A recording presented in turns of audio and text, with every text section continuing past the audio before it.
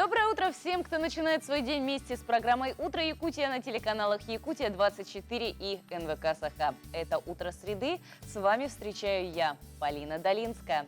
Сегодня в нашем эфире мы узнаем много интересного и полезного. Ну а на улице уже минусовые температуры по ночам, и осень потихоньку вступает в свои права. Мы узнаем, как же бороться с осенней хандрой. Также сделаем сегодня зарядку вместе с нашим корреспондентом с главной площади столицы. И узнаем, какие учреждения культуры можно посетить бесплатно по Пушкинской карте и как ее правильно оформить. Дадим практические советы, как с утра разбудить ваш голос. А гости, которые посетят сегодня наш эфир, расскажут о премьере нового фильма, в съемках которых принимал участие «Бурый медведь». Мы напоминаем, что мы работаем в прямом эфире. Номер нашего WhatsApp 8 914 273 44 88. Рассказывайте, делитесь своими планами, рассказывайте, какие у вас интересные события произошли за этот день. Ну и, конечно же, наша страница в Инстаграме. «Утро Якутии». Подписывайтесь, ставьте лайки, узнавайте анонсы будущих программ. А если по какой-то причине у вас нет возможности смотреть нас в прямом эфире, вы всегда можете посмотреть нас в повторе на нашем YouTube-канале yak24.ru. Ну и прежде чем начать наш эфир, давайте узнаем информацию о погоде. По данным Якутского гидрометеоцентра, в 6 часов утра температура воздуха в центральных районах составила минус 4,0 градусов. В заречной группе столбик термометров был зафиксирован в Итыкюле на отметке 2 градуса холода, и в Барагонцах гораздо теплее. 6 градусов со знаком плюс. В южных от 7 до 9 градусов тепла, в Вилюйской группе от 0 до 9. В Нижнеленских, в Сангаре 3 градуса со знаком плюс, в Жиганске плюс 4. В западных от 7 до 10, в Колыме и Дигирской группе Улусов от 0 до 5 градусов. В Янских столбик термометра зафиксирован на отметке минус 1 градус. На северо-западе от 1 до 4 градусов тепла. В городе Якутске температура воздуха на 6 часов утра составила минус 1 градус, атмосферное давление 751 миллиметр ртутного столба. Штиль. В течение дня без осадков, ветер переменный с порывами от 2 до 7 метров в секунду, днем 19-21 градусов тепла. А прямо сейчас к нам присоединился наш новостной обозреватель с последними и актуальными новостями.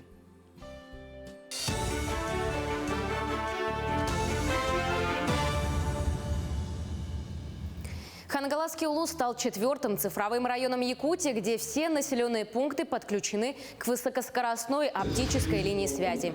Это стало возможным благодаря торжественному запуску интернета в 43 населенных пунктах региона, в том числе и Хангаласского. Напомним, сегодня цифровым районом на территории Якутии считаются Нюрбинский, Мирнинский и Чурапчинский. За период с 2011 по 2021 годы Ростелеком инвестировал в развитие телекоммуникационной инфраструктуры более 5 миллиардов рублей. И вот по итогам 8 месяцев этого года магистрально-волоконно-оптическая линия связи дошла до 43 населенных пунктов 12 улусов республики. По словам главы региона Айсена Николаева, это даст вновь подключенным населенным пунктам новый виток развития. Я сейчас посмотрел список населенных пунктов, туда пришел высокоскоростной интернет сегодня. Это 10 населенных пунктов Султанского района. Это 7 наследов Усть-Алданского, 6 Чурапчинского, 4 наследия Верхнеуральского и многие-многие другие. Это большой результат. И это результат самоотверженного труда, в первую очередь, конечно же, работников Ростелекома. Я бы хотел выразить им огромную благодарность. В сложнейших условиях и пандемии, и лесных пожаров, которые у нас этим летом были, они мужественно выполнили свои задачи, преодолели все трудности. Я благодарен компании, каждому сотруднику за надежное партнерство, за нашу общую работу, которая на самом деле дает возможность людям жить в самых отдаленных уголках нашей республики и быть на связи со всеми. В Нерюнгринском районе поддерживают предприниматели. В рамках муниципальной программы поддержки бизнеса в настоящее время осуществляется прием заявок на предоставление субсидий для участия в выставочно-ярмарочных мероприятиях. Данный вид субсидий направлен на развитие и поддержку местных товаропроизводителей. Стоит отметить, что муниципальная программа поддержки бизнеса ежегодно выделяет гранты и субсидии субъектам малого и среднего предпринимательства. Так, гранты предоставляются предпринимателям, которые только начали свою деятельность и работают не менее года. А на субсидии претендуют участники уже действующего бизнеса без определенных временных условий. Пока действует, да, сумма, конечно. Максимальная сумма субсидий по участию в выставочно-ярмарочных мероприятиях у нас 100 тысяч. Вот, предусмотрена она для нескольких предпринимателей, ну, так скажем, претендентов. А далее у нас уже в октябре будет объявлен конкурс на гранты и на другой вид субсидий. Со всеми видами субсидий и грантов, которые проводятся у нас в районной администрации, можно ознакомиться на нашем официальном сайте. Вкладка называется «Страница предпринимателя». Также можно позвонить по номерам телефонов управления. Вас либо проконсультируют специалисты, либо направят по сайту и, возможно, отправят на электронную почту полный пакет документов необходимый. Школьники только начали адаптироваться к учебному процессу. Завершается вторая неделя учебы. И что же говорят родители и преподаватели? Что дети перестали интересоваться классической литературой. Ну и когда начинаешь выяснять, уточнять, почему же так, оказывается, да, действительно, дети сейчас, современная молодежь, не особо жалуют классическую литературу. Но при этом они с удовольствием делятся друг с другом информацией о том, какие же книги они прочитали, и присылают друг другу электронные книги. Ну а как же обстоят дела с музеями и театрами, узнаем далее. В современном мире представители поколения Альфа большую часть времени проводят в социальных сетях и практически не расстаются с гаджетами ни на минуту. И очень трудно вызвать у них интерес на посещение музея или театра. Но тем временем современная педагогика рассматривает возможность театра в качестве реального средства художественного воспитания школьников. Там же, в театре, можно познакомиться с постановками по школьной программе, а в музее узнать историю более подробно. Но почему же школьники редко посещают учреждения культуры? Одна из причин – это стоимость билета. Цена может колебаться от 350 до 500 рублей на человека. Но и эта стоимость может ударить по семейному бюджету семьи со средним уровнем достатка. А что уже говорить о многодетных семьях? На помощь придет Пушкинская карта. С 1 сентября, как по всей стране, у якутян в возрасте от 14 до 22 лет появилась возможность оформления Пушкинской карты. Это виртуальная карта, она оформляется через отдельное приложение госуслуги культуры. Пушкинская карта – это пропуск в мир культурных событий страны. На карту уже начислено 3000 рублей, которые можно будет потратить на билеты в музеи, театры, концертные залы, филармонии, консерватории и другие культурные учреждения страны. Нам очень приятно, что мы говорим о таком важном информационном событии в стенах нашей художественно-эстетической школы. Потому что воспитание из подрастающего поколения потенциальных зрителей, потенциальных ценителей театра – это наша общая большая цель. Наши дети очень творческие, как, в общем-то, все дети. Им нравится посещать культурные мероприятия. Мы всегда раз в четверть хотя бы обязательно выходим всем классом в филармонию, в театр оперы и балета, в русский драматический театр. И, конечно же, для родителей запущенная Пушкинская карта является большим подспорьем по финансовой части именно. И это очень большая поддержка государства. Учащиеся школы номер 27 одни из первых решили принять участие в этом проекте, о котором положительно отзываются как учителя, так и сами ученики. У большей части молодежи в наше время не хватает материальных средств и информации для посещения культурных учреждений. В то же время Пушкинская карта дает возможность и информацию о ближайших мероприятиях, чтобы молодежь могла культурно развиваться и духовно развиваться тоже. Также Пушкинская карта хороша тем, что она действует на всей территории России, и даже после окончания школы мы можем посещать культурные мероприятия. Очень рада приобретению пушкинской карты, ведь сейчас мы можем посетить культурные заведения больше, чем делали это раньше. Также для меня я очень люблю музеи, и сейчас я могу посетить более дорогие выставки, чем раньше. Лимит на посещение учреждений культуры до конца года составляет 3000 рублей. А в следующем, 2022 году, баланс будет увеличен до 5000. И пополняться он будет ежегодно за счет средств государства. А также будет расширен список мест посещения. Мы прямо воспряли, что теперь наши дети действительно смогут посещать в любое время театры, любые постановки, посещать как можно больше выставок. Это просто большая помощь семьям. Полина Долинская, Георгий Григорьев, Григорий Николаев, Якутск. А для школьников Ленска есть прекрасная возможность прикоснуться к культуре и искусству.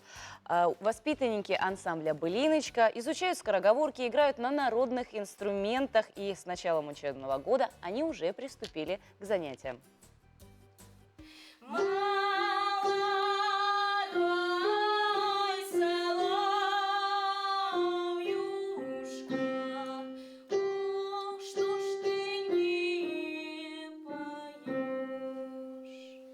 Несмотря на то, что Альбина порядком старше других воспитанников ансамбля русской народной песни «Былиночка» и впереди у нее выпускные экзамены в школе, которые требуют тотальной подготовки, юная певица посещает занятия, ведь пение для нее – любимое хобби. А Лена Анатольевна Курсакова – любимый педагог. Я хожу сюда с самого начала открытия, когда увидела, думаю, что-то новое, захотелось попробовать, и потом уже просто все уже. Я уже выпускница, мне это очень грустно, хочу, чтобы время тянулось намного дольше, потому что понимаю, что скоро поступление, я сюда больше не приду. Да большое спасибо нашему педагогу, потому что дети, я сама замечаю, когда младшая группа есть у нас, мы приходим, они такие замкнутые поначалу все, а потом уже такие раскрепощенные, настоящие артисты, правда, растут. Я всем советую этот кружок, жалко, в этом году нет набора. Ансамбль посещают дети от 4 до 17 лет. Русская народная песня и игра на шумовых инструментах пришлась по душе многим. Но попасть сюда не так-то просто. Тут большой конкурс. Наш ансамбль молодой, можно так сказать. Мы всего лишь 3-й год работаем, но достаточно успешно. У нас много уже наград, хотя мы на дистанционном обучении, но мы снимаем видео, отправляем их в разные города. Ну, еще, конечно же, когда были сняты меры, мы выступали, детям понравилось, нам с РГ сшили новые шикарные костюмы. К сожалению, мест очень мало в нашем ансамбле, поэтому ходят избранные, скажем так. Дети очень любят пение и бегут сюда с великим желанием. Счастливцы, которым удостоилась честь оказаться в числе воспитанников «Былиночки», старательно выводят ноты, повторяют за преподавателем различные музыкальные фигуры. И раз, два, отлично, раз, два, три. Я люблю петь скороговорки, говорить. Мы тут играем. Я люблю сюда ходить. Как рассказывает преподаватель, к концу года она видит колоссальный результат. Занятия в ансамбле русской народной песни у детей развивают не только слух, но и дикцию. Воспитанники постоянно тренируются с помощью скороговорок. Малышам полезна игра на шумовых инструментах для моторики. Это с детства, не знаю, меня это как-то развлекает. Еще я пишу песни. У меня, не знаю, что-то меня привело. Мам, я хочу туда, я хочу петь, я хочу выступать. Может, я вырасту, буду певицей. Хочу петь, развивать свой мозг. Мне сейчас нравится очень сюда ходить. Я прям, когда мама будет пение, прям хочу туда. Со стороны кажется, что играть на ложках легко, но на самом деле для того, чтобы овладеть этим инструментом, необходим слух. Лена Анатольевна, расскажите, пожалуйста, как мне научиться играть на ложках? Так, мы берем ложки в руку, у вас левая рука, берем в кулак, а между ложками указательный пальчик и попробуем постучать. Супер, отлично, у вас очень хорошо получается. Так, приглашаем вас в наш ансамбль. Давайте постучим какую-нибудь фигуру. Раз, два, три. Раз, два, три. Отлично. Можно разные фигуры на самом деле сделать. Это какие-нибудь и Это в виде делается. Что-нибудь такое. Мгм. Спасибо большое. Вот и мы в процессе съемки немножко научились играть на ложках. Как только будут сняты меры ограничения на массовые мероприятия, юные артисты покинут закулисье и выйдут на сцену, в очередной раз покоряя сердца зрителей своим талантом. Анна Кожевникова, Виталий Андреев, Ленск. Как пелось в одной советской песне «Проснись и пой». Но, друзья, я думаю, многим вам знакома такая ситуация, когда поутру проснувшись, нет не то чтобы голоса, настроения даже особого нету. А вот у певцов, которые поют с детства, занимаются вокалом профессионально, можно сказать, с молодых ногтей, есть свои особые секреты, как же голос разбудить. Согласитесь, что иногда, даже если ты не связан как-то с пением, тебе всегда нужно говорить четко. А по утрам многие из нас просыпаются с той самой хрипотцой. И я могу вам дать несколько практических советов. Для начала самое первое, и это важное. По утру, как только вы проснулись, первым делом, это обязательно, нужно выпить стакан теплой воды. Ни в коем случае вода не прохладная, для того, чтобы связки свои не повредить и как раз-таки не остудить их. Лучше, чтобы это была теплая вода, без всяких примесей, не газированная. После этого, занимаясь какими-то своими ежедневными ритуалами, те же самые, как утренний туалет, то есть пока вы чистите зубы, вы можете потихонечку разминать шею. То есть вот такие вот простые наклоны, то есть в одну сторону вперед, назад, то есть вы разогреваете, делаете небольшую гимнастику. После этого вы можете начать потихонечку мычать звуки. Не особо высоко, не особо увеличивая амплитуду именно произношения вот это вот мычания звуков, можно даже делать некоторые баюканья. То есть вот так тихонечко. При этом контролируйте свои эмоции, свои чувства. Если вы чувствуете, что где-то у вас идет зажим, постарайтесь на связки особо не давить. И тогда ваш голос действительно скажет вам спасибо. После такой небольшой разминочки, то есть вы можете уже просто монотонно мычать. То есть это поможет вашим связкам разогреться, пробудиться. Ну а после этого вы уже можете спокойно приступать к диалогу со своей семьей, со своими родными, с кошкой, ну или хотя бы с самим собой. Ну и, как говорится, друзья, главное, громко не кричите и, выходя на улицу, старайтесь тоже не петь там песен, когда на улице прохладно. Держите связки в тепле, и тогда ваш голос скажет вам за это спасибо. Ну и вы сами сможете себе спасибо сказать. Ну, а мне очень понравилось, конечно же, раздавать советы, потому что мне очень нравится делиться чем-то с вами полезным. Если у вас есть какие-то пожелания, просьбы, вы всегда можете написать нам, о чем бы вы хотели узнать в нашем эфире. По номеру WhatsApp отправляйте свои идеи 8 914 273 44 88. Мы постараемся обязательно выполнить вашу просьбу и сделать ваше утро не только добрым, но еще и полезным. Плюс ко всему, мне еще нравится быть ведущей, потому что, готовясь к эфиру, обычно всегда узнаешь что-то интересное и новое. И вот, между прочим, друзья, в этот самый день, в 1863 году в Санкт-Петербурге открылось движение конок по Невскому проспекту. Что это такое? Конка, оказывается, это такой вид рельсового уличного транспорта в конной железной дороге. Его использовали аж до 1907 года, до тех пор, пока в 1917 он полностью не был вытеснен трамваями. Ну а какие еще интересные даты и события произошли сегодня, мы узнаем далее. На календаре 8 сентября. Сегодня отмечают День Бородинского сражения, Всемирный день физиотерапии, День Новороссийской военно-морской базы ВМФ Российской Федерации, День посиделок на кухне, Международный день грамотности, Международный день солидарности журналистов. Также 8 сентября отмечают День финансиста – профессиональный праздник, в котором принимают участие все, кто имеет отношение к экономической деятельности. Среди них чиновники Министерства финансов Российской Федерации, банкиры, работники коммерческих отделов предприятий частной и государственной формы собственности. По народному календарю праздник посвящен памяти мучеников Адриана и Натальи. этот день посвящают уборке урожая овса. Первый сноп по традиции ставят в углу возле икон и хранят как оберег. В этот день принято ставить на стол угощения для святых Адриана и Натальи, блины и овсяный кисель. Также готовят лакомства из овсяного толокна с охлажденной кипяченой водой и солью. Утренние заморозки предрекают раннюю и холодную зиму. События в этот день. В Москву из Владимира перенесена Владимирская икона Божьей Матери.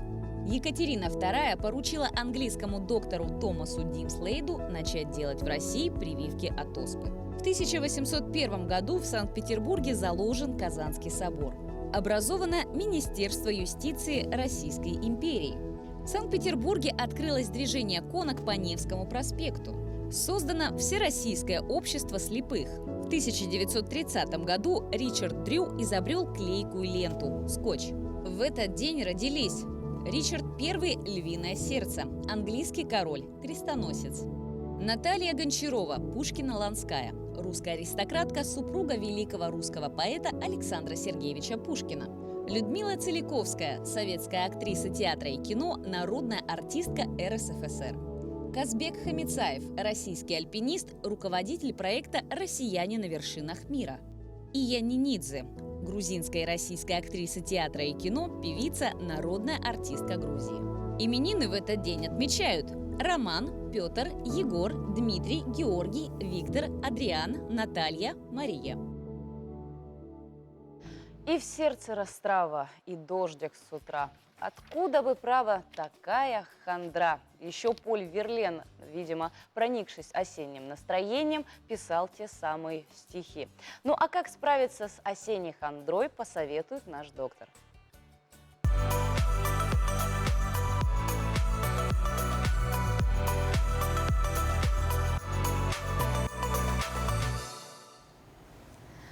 Доброе утро! С наступлением осени приходит и осенняя хандра. Настроение плохое, сложнее просыпаться по утрам и заставлять себя что-то сделать. Связано это с биологическими ритмами человека, которые для полноценного функционирования необходим солнечный свет, особенно по утрам, когда мы просыпаемся. Сегодня несколько простых советов, как раскрыть серые будни, раскрасить их и не впасть в уныние. Физическая активность. Если вы не занимаетесь спортом, самое время начать. Например, запишитесь на танцы, ритмичная музыка и занятия в группе кому угодно поднимет настроение. Добавляйте в рацион больше ярких овощей и фруктов. Экспериментируйте с питанием. На самом деле осень – яркое время года. Тыква, красные яблоки, ярко-зеленые цукини – не только полезно, но и вкусно и красиво. А чайные основы имбиря, облепихи, шиповника или мяты согреют и добавят витаминов. Уделяйте время для себя, порадуйте себя покупкой чего-то нового, сходите на массаж или в спа. Кстати, очень прекрасное время для похода к косметологу. Идеально подходит для многих процедур, которые нельзя делать в период повышенной солнечной активности. Чаще общайтесь с близкими. Проводите время за просмотром семейного фильма или настольной игрой. Гуляйте, а не замерзнуть поможет чай с медом. Если большую часть времени вы проводите в офисе, постарайтесь в течение дня выйти на небольшую прогулку в светлое время. Будьте здоровы!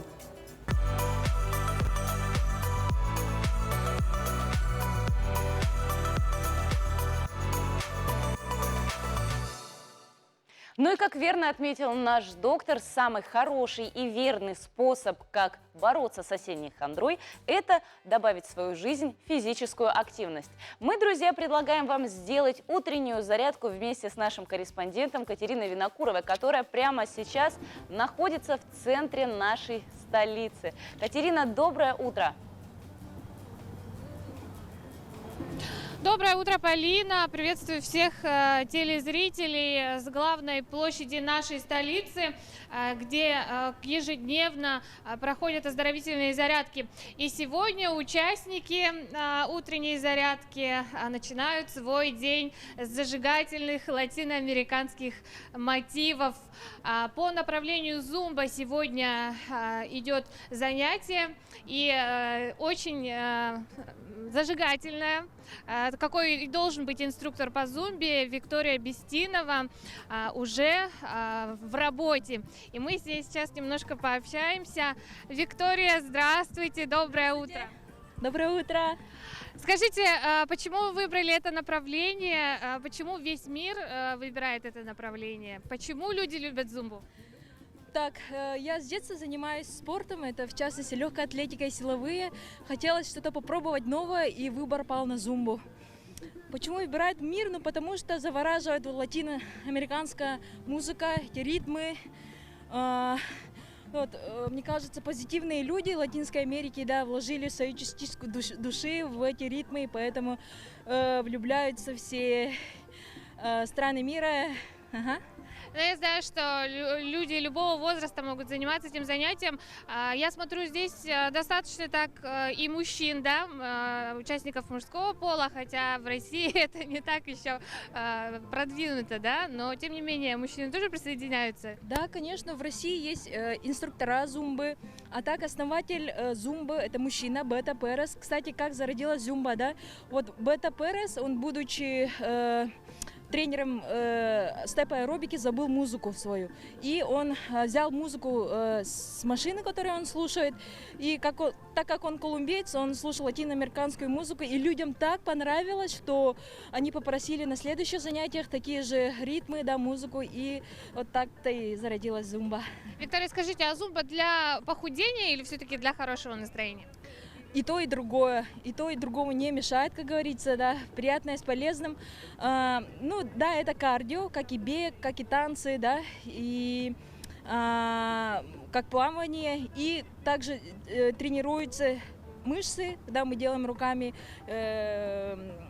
как бы качаются плечевые мышцы, да, ноги, вот. Так-то. Спасибо, Виктория. Продолжаем зарядку.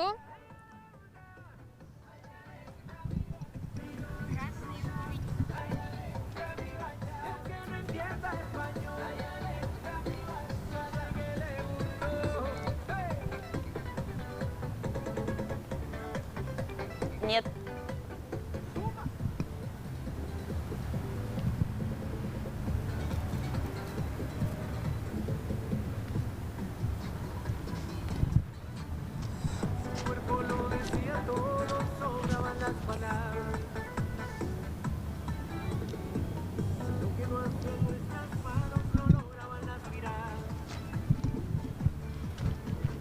Что ж, уважаемые телезрители, делайте себе хорошее настроение, занимайтесь спортом, приходите на зарядки, присоединяйтесь. Что ж, я тоже, пожалуй, присоединюсь к зумбе. Большое спасибо тебе, Катерина, за то, что ты создаешь настроение не только себе, но и всем нашим телезрителям. Мы с удовольствием желаем вам всем хорошего настроения, друзья. Присоединяйтесь.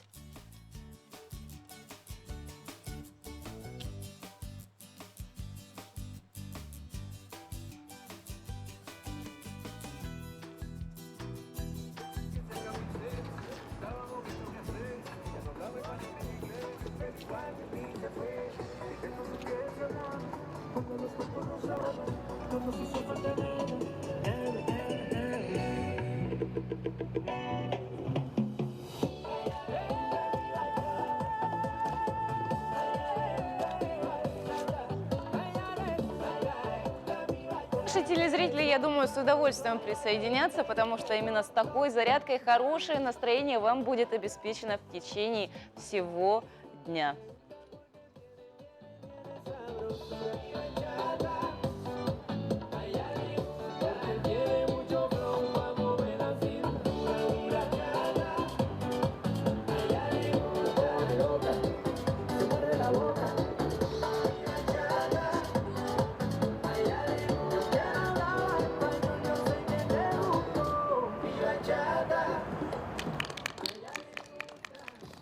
Ну и зарядившись хорошим настроением, друзья, большое спасибо тебе, Катерина, за то, что ты нам помогаешь его создавать. Ну а прямо сейчас к нам присоединился наш новостной обозреватель Валерия Наумова с последними и актуальными новостями.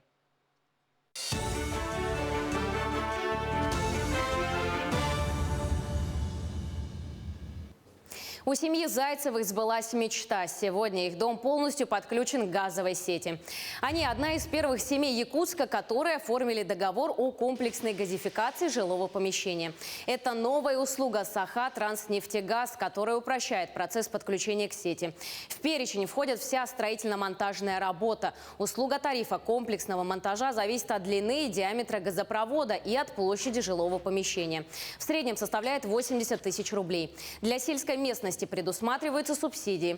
В этом году Саха Транснефтегаз в Якутске планирует техническое присоединение 800 домов. Из них в 107 жилом помещении будет произведен комплексный монтаж газификации. Выполняем строительство сети газопотребления. Это уже внутри участка. Мы поможем подобрать газовый котел, установим газовый котел, сделаем акты бенканала, дымохода соответствующие и подключим абонента. Мы предлагаем эту новую услугу в рамках социальной газификации, уже утвержденным Владимиром Владимировичем Путиным. В этом году планируется более 800 абонентов по технологическому присоединению подключения. Но строительно-монтажные работы мы планируем около 107 в этом году, так как программа только начинается у нас в республике.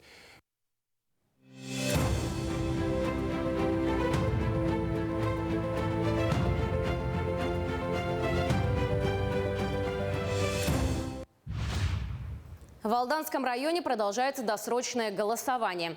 Представители избирательных комиссий выезжают в отдаленные и труднодоступные места. Сейчас целью территориального избиркома являются производственные участки золотодобывающих предприятий, которые находятся в тайге в отдалении от райцентра и населенных пунктов. Кроме того, с горнодобывающими компаниями ведется работа по организации на их территориях пунктов приема заявлений от вахтовиков. По подключению их в списке избирателей по месту нахождения, что даст им возможность для голосования на избирательном участке в дни выборов.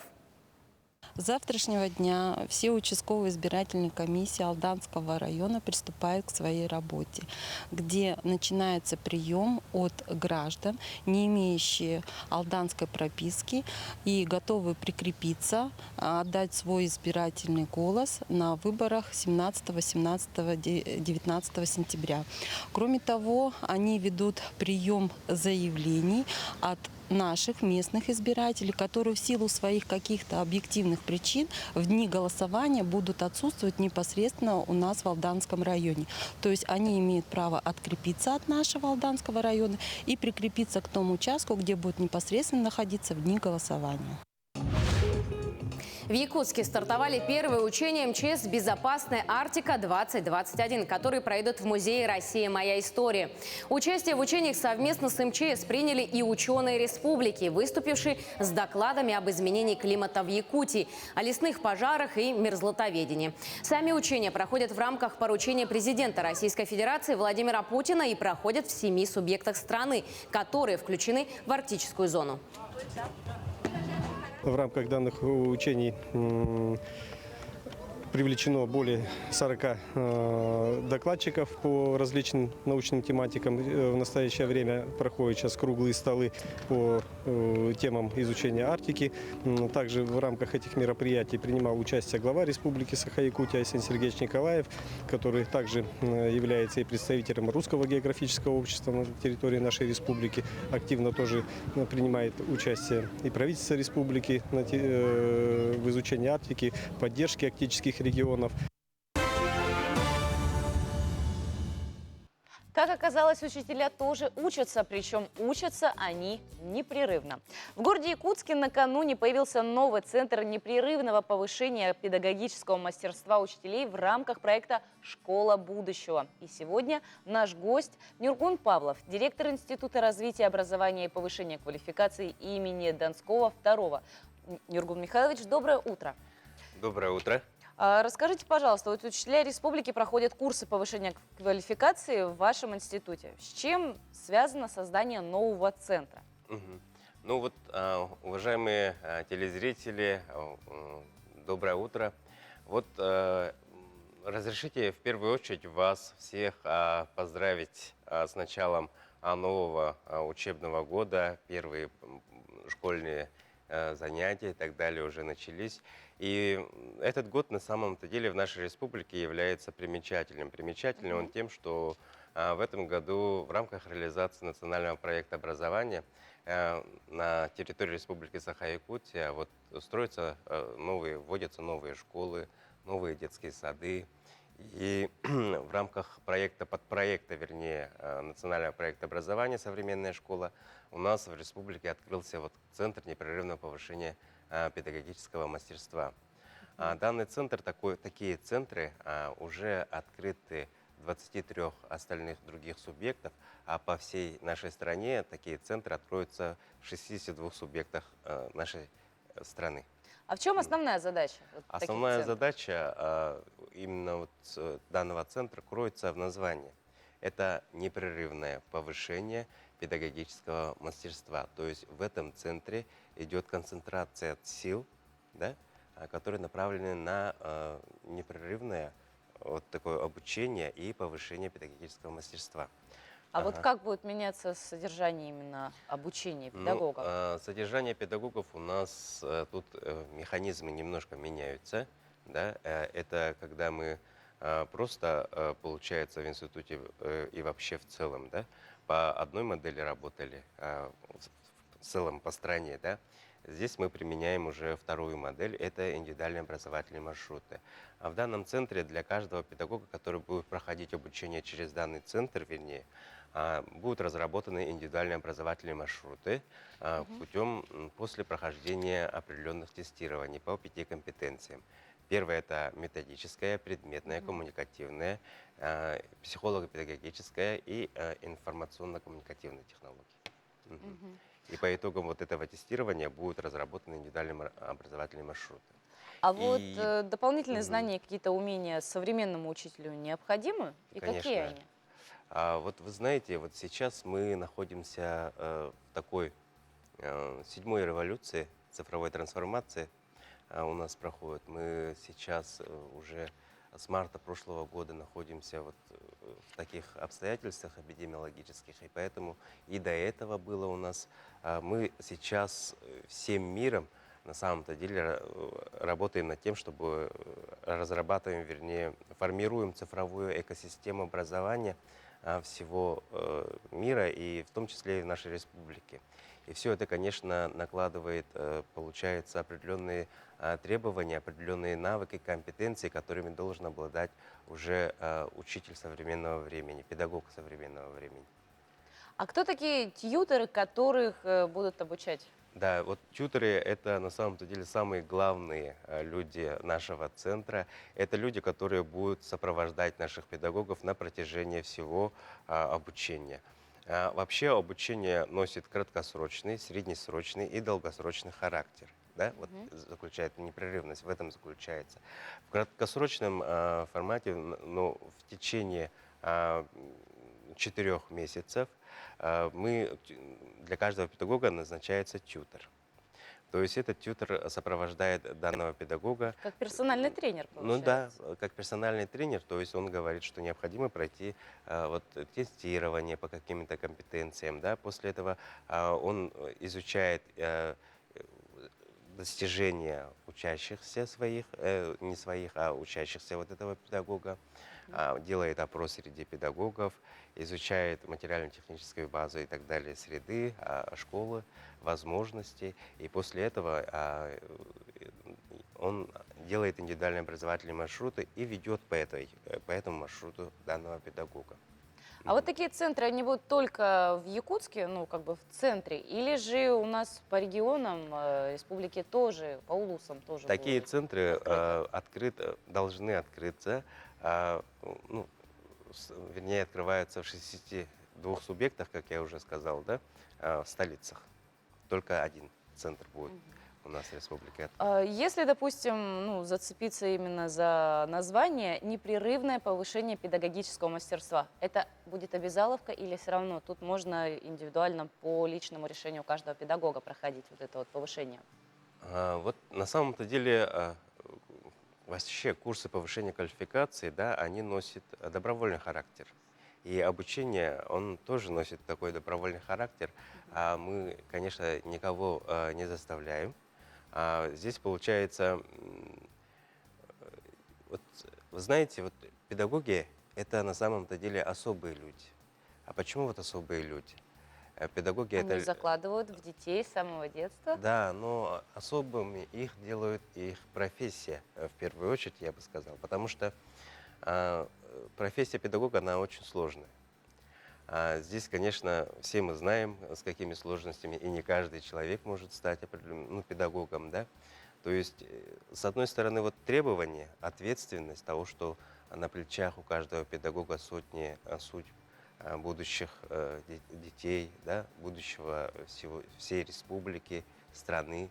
И с другой стороны, вот то, что педагоги работают в светлой сфере, получается, с детьми, у которых вот всегда позитив, добрые, да, вот толерантные, вот все, вот эта комбинация ответственности, да, сложности и плюс еще то, что ты работаешь в такой сфере, делает их особенными.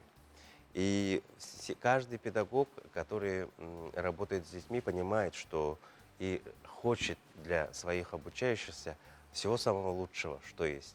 И понимаете, вот здесь у нас проходят определенные этапы, определенные изменения, и педагог, дабы дать своим обучающимся лучшее, качественное образование, пытается постоянно совершенствоваться, саморазвиваться. И поэтому у нас наши педагоги, мы не под палки, получается, да, они проходят курсы повышения квалификации, саморазвиваются, а то, что это заложено внутри каждого педагога, то, что он постоянно должен быть в саморазвитии.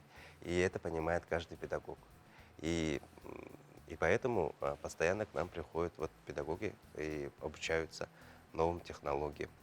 Ну, наверняка обучение нужно не только молодым специалистам, а вот, допустим, те педагоги, которые работают уже долгое-долгое время, как у них получается адаптироваться вот именно под современные требования? Ну, вообще, вот в прошлом году, когда с марта 2020 года мы работали над организацией дистанционного обучения и вообще, когда переходили в смешанный формат обучения, мы увидели, что если наставником мы считали того человека, который уже имеет определенный опыт, то при организации дистанционного обучения увидели, что наставником может стать и молодые педагоги, которые обладают современными технологиями. Это подключение вот через Zoom, да, получается. Но здесь у нас в республике сформировался пул молодых наставников, которые помогали всем опытным учителям. Это было как взаимообучение, да, взаимопомощь опытных и молодых. И такой формат наставничества был у нас, не то что впервые, да, он был ранее, но мы явно это увидели при организации вот дистанционного обучения. Большое спасибо вам за такую интересную беседу. Мы, конечно же, желаем вам успехов, развития. Ну и я думаю, встретимся через год и узнаем, какие же результаты, первые плоды вот ваш именно институт развития образования дал. Ну а мы прервемся совсем скоро.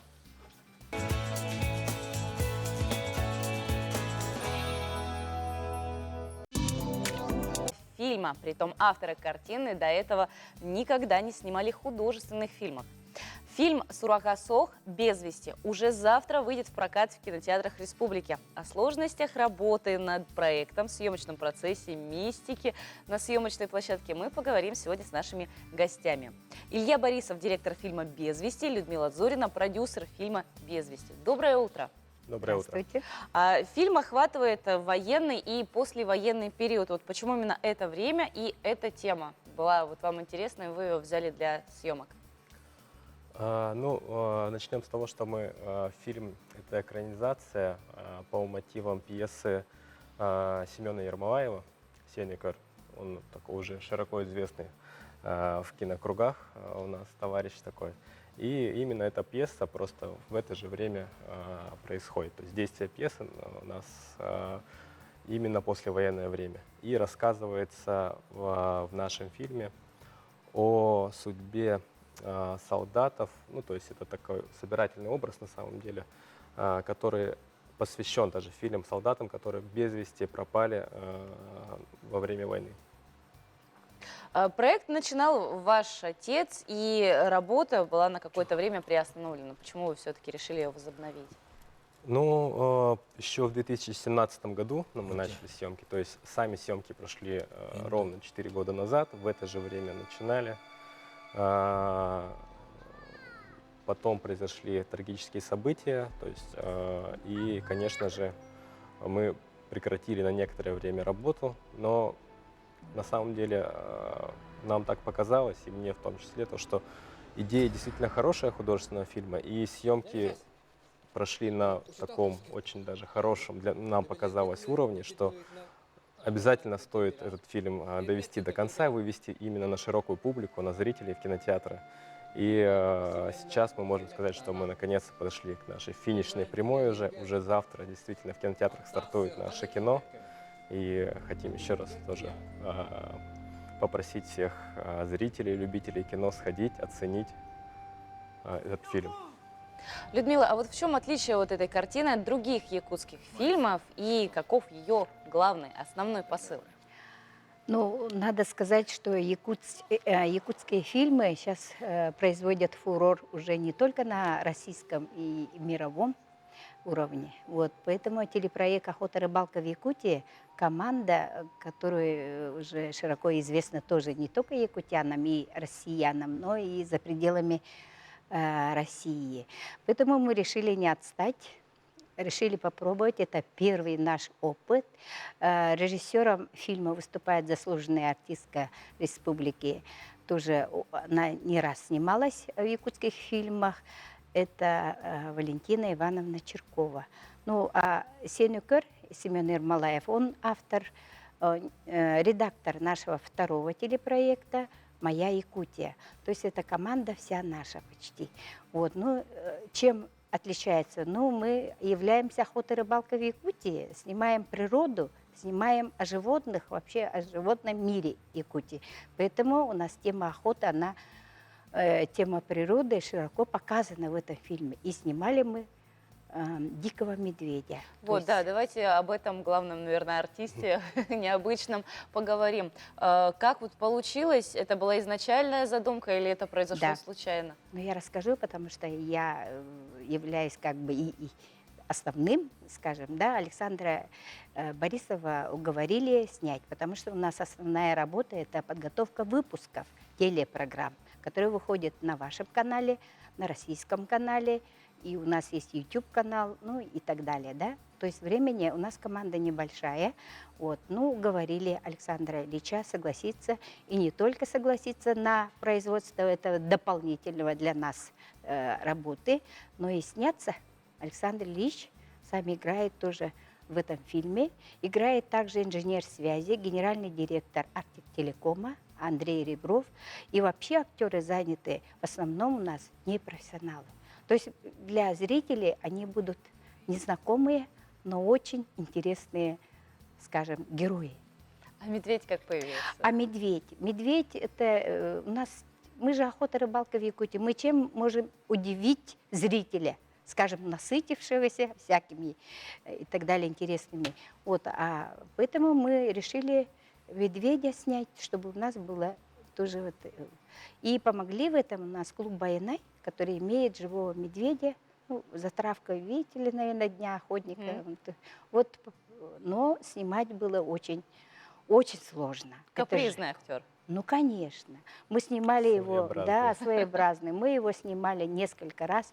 Когда отснятый материал посмотрели, у нас не хватало того кадра, этого кадра. Мы, то есть, подходили. А снимать его надо было в тайге. То есть мы его вывозили. У нас был охотник с ружьем, чтобы, не дай Боже, что-то было. Ну, то есть, смотрите, очень интересно будет. Надеюсь, что всем понравится. Вы уже затронули тему именно телепроекта «Охоты и рыбалки». Вот что все-таки сложнее снимать, художественные фильмы или вот фильмы, документальные телепроекты? Это совсем другое дело. Мы думали, мы тут работаем с камерами, знаем звук и так далее. Оказалось, это не так. Очень сложно снимать художественные фильмы. Но вообще игровое кино, то есть мы же больше документалисты, то есть мы снимаем практически документальные передачи. И игровое кино — это совсем другой уровень, совсем другой подход. И как вы уже говорили, что это наш первый фильм, это на самом деле первый опыт для всех, абсолютно всей нашей команды, как и для актеров, так и для операторов, так и для всех остальных, для съемочной группы. У нас единственный, наверное, только был опытный — это Семен. Семен и Афанасий Федоров. Афанасий Федоров, да, это актер уже, конечно. Актер, он уже снимался в нескольких фильмах, люди его знают, зрители. Фильм на якутском языке у вас выходит. Будет ли он интересен именно русскоязычному зрителю? Да, конечно. Во-первых, у нас есть субтитры есть. У нас был пресс-показ для журналистов. Ну, русскоязычные там тоже были, блогеры и так далее. Ну, все поняли, все нормально. Во-первых, жестомимики много, природа, как я говорил, музыка, ну и субтитры, ну и медведь сам он интересный. А вот какой реакции вы ждете от премьеры, и будете ли вы дальше продолжать усовершенствовать свой навык именно в художественных съемках? Ну, конечно бы хотелось, чтобы зритель все-таки сходил, оценил, и уже мы все равно сейчас в современном мире все присутствуем в социальных сетях, и найти нас довольно-таки легко и просто. Если бы зритель еще и свою оценку донес до нас, это было бы очень хорошо. Мы были бы это очень рады. Неважно, понравилось ему, не понравилось, все равно нам нужно понимать, чем, в принципе, наша передача хороша. Тем, что у нас всегда есть обратный отклик. Мы всегда понимаем, когда мы снимаем хорошие фильмы, когда мы снимаем не очень фильмы. И мы всегда анализируем свои ошибки, где там что-то нужно доработать. И очень бы хотелось и в этот раз получить обратную связь от зрителей. И если есть все-таки шанс, мы бы, конечно, хотели продолжить дальнейшую работу на этом поприще, потому что действительно опыт был очень интересный, и нам понравилось. Нам самим понравилось, да. Людмила, вы что думаете по этому поводу? Ну, я думаю, ребята получили большой опыт, и поэтому у нас они очень такие экстремальные работники, скажем, съемок. То есть мало кто лазит, значит, по горам, по долам в разное время года и с камерой и так далее, со всеми делами. Вот. Ну, они получили огромный опыт. Мы поняли, где мы слабые, где мы сильные, поэтому решили ребята дальше в этом направлении себя как-то поднимать. Нам надо все равно поднимать планку, по лестнице чуть-чуть вперед идти. Я желаю вам успешной премьеры. У вас сейчас есть возможность, кстати, пригласить наших жителей, гостей столицы завтра на премьеру именно этого фильма. Вот, пожалуйста. Да, конечно. Воспользоваться таким моментом обязательно нужно. Поэтому приглашаем всех зрителей, всех жителей города Якутска и не только города Якутска. Наше кино стартует практически по всей республике. По крайней мере, все кинотеатры центральных, то есть районных центров, они охвачены. Поэтому приходите, обязательно посмотрите и скажите нам, понравилось вам наше кино или нет. Ждем. Большое вам спасибо, друзья. Ну, мы тоже желаем вам больших успехов в творчестве и в работе. Спасибо вам. Ну, а между тем, работы еще над одной картиной завершили якутские кинематографисты. Об окончании съемок фильма «Карина» сообщила продюсер фильма Марианна Сиеген. Сюжет фильма основан на реальных событиях. История выживания в тайге 4-летней девочки Карины Чикитовой. Ее нашли только на 12-е сутки. В ее поисках участвовали свыше 100 человек, спасателей, сотрудников полиции, волонтеров. Публикации о чудесном спасении маленькой девочки облетели все СМИ мира. Невероятную историю выживания решили экранизировать. Съемки проходили в нескольких населенных пунктах Алекминского района. Над фильмом работали свыше 80 специалистов, в том числе приглашенные из Санкт-Петербурга и Москвы.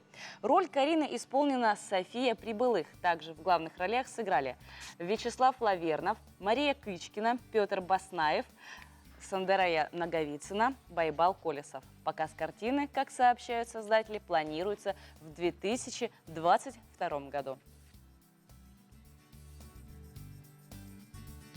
Ну что, друзья, время нашего эфира подходит к концу. А что я могу вам в это утро пожелать? Не поддавайтесь унынию, будьте стойкими, как эта маленькая девочка Карина. И, конечно же, начинайте свое утро правильно вместе с нами, с хорошим настроением, под хорошую зарядку.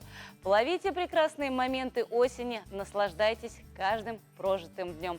Ну а мы прощаемся с вами, но только до завтра, чтобы завтра утром сказать вам доброе утро.